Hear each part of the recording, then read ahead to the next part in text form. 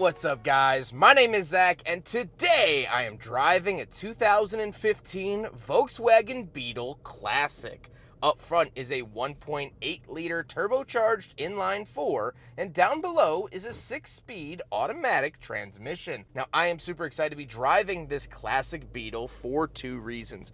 First of all, I recently drove a vintage Beetle and loved it, and so we're going to be drawing some comparisons there too. But the second reason is the fact that sometimes people get upset or annoyed when a company cashes in on nostalgia like Volkswagen did with this car. However, I'm here to tell you that maybe it's not such a bad thing and that I'm actually quite a fan. But if you'd like to submit your own vehicle and have it reviewed here on the channel, you can head on over to my website, zackpraedel.com/submit. It's a quick and easy submission form. It takes under a minute to fill out, and I come out to you. But let's get back to that 1.8-liter turbo under the hood. Well, it's shared with a lot of other Volkswagen products, mainly the Golf and the Jetta at the time. Now, this car shares a platform with the Jetta, so basically for all intents and purposes, it is a Jetta underneath, which is good because it's a tried and true system. They made a million Jettas, they made a million Golfs, and so it's a pretty well worked out. There is some oil burning issues,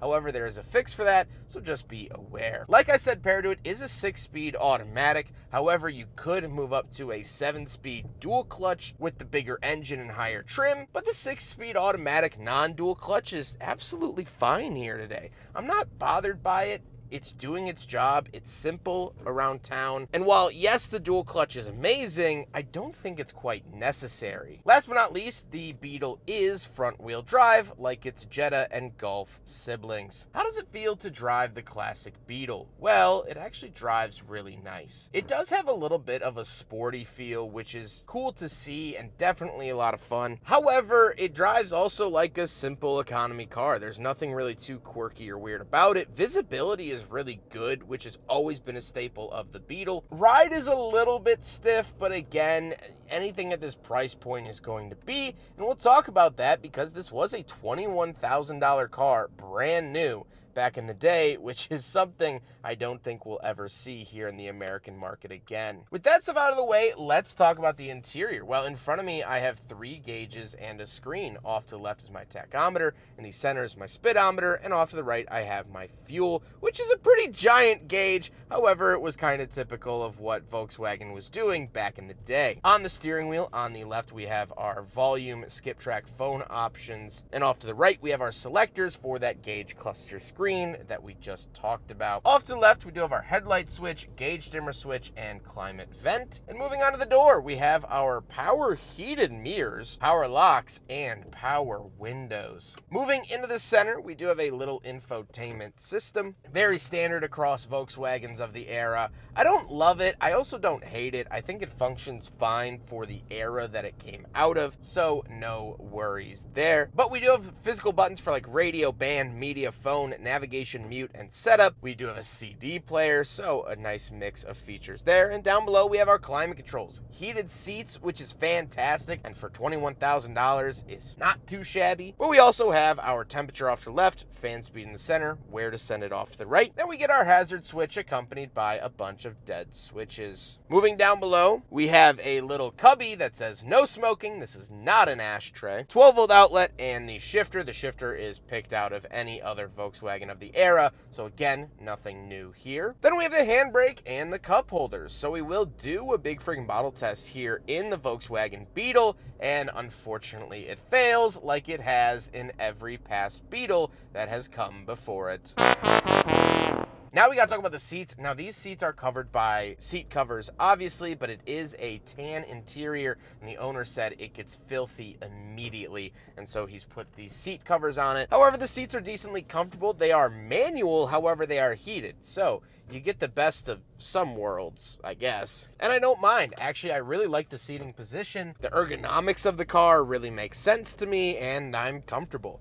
And that's all I can ask for in a more affordable vehicle. However, speaking of seats, we do have back seats, so let's go do a back seat review. All right, getting in the back of the Beetle. I wouldn't call it graceful, but we're back here. The back seat of the original Beetle was no better, as a matter of fact, way worse, so I can sit back here. I'm not going to be very comfortable. I don't really get any amenities besides a 12-volt outlet and a cup holder. So your rear seat occupant can have a cup holder and charge their device or a cigarette lighter or something like that. Not great, but again, that's never been the focus of the Beetle, so I can't be too harsh on it. However, what's very un-Beetle-like is that we'll hop around the back for the trunk and cargo space. Right around the back of the Volkswagen Beetle, we do have a little button here on the key fob, and it flashes the lights in like this.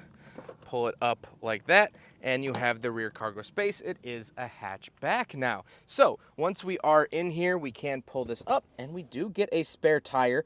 Again, something that's missing from modern cars, so nice to see that. Other than that, no amenities back here. Pretty decent space, and you can fold the back seats down, which is very, very nice. However, not anything too crazy. If you've ever been curious about a new Beetle's trunk space, here it is. Now we gotta talk about the looks, and I, of course, really, really love the look of the Beetle. I think it looks fantastic, and it does accomplish what it set out to do, which was offer a retro vehicle for the modern market, at least at the time. They nailed it. I will say, after we complete this walk around, taking a look at the front end and the bumper and how angular it is, oh man, does it look like a 992. Oh boy, it kind of does look like a 992. I'm just saying.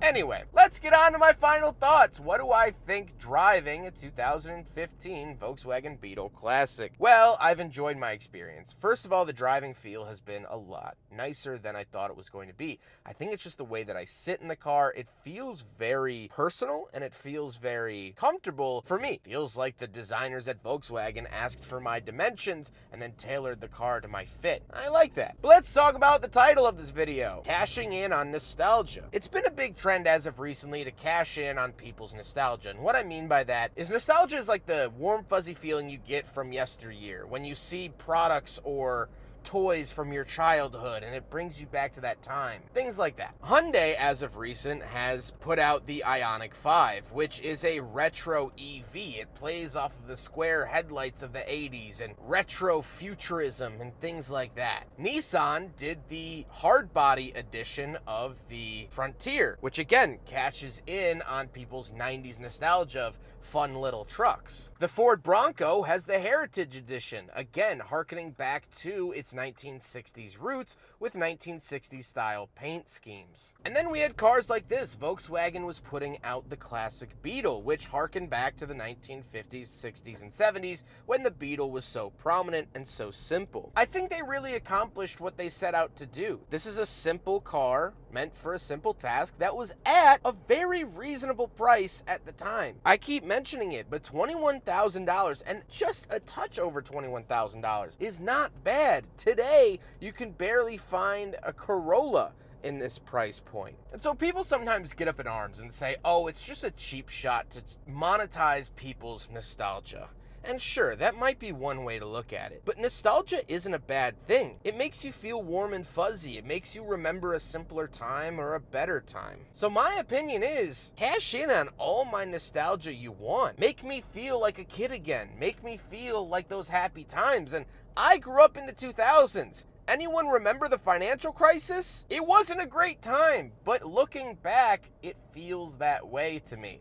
I still get those warm, fuzzy feelings, even though they might be manufactured. And when I drive this Beetle, I'm reminded of the classic Beetles that I've had the privilege of driving. When I get in here, I remember a simpler time. I think about a time when cars weren't $50,000 for basic transportation. And so when I'm behind the wheel of this, I'm happy. And sometimes that's more important than fuel economy or pricing sheets or what have you. I hope you guys enjoyed the video. Huge thank you to Ryan for letting me take out his Volkswagen Beetle. I was so excited to get behind the wheel of one, especially after driving a classic one so recently. Ryan has been absolutely awesome to work with, and I appreciate him very, very much. But I hope you guys enjoyed the video. Don't forget to rate the video, comment on the video, and subscribe if you really liked it. Take care, guys.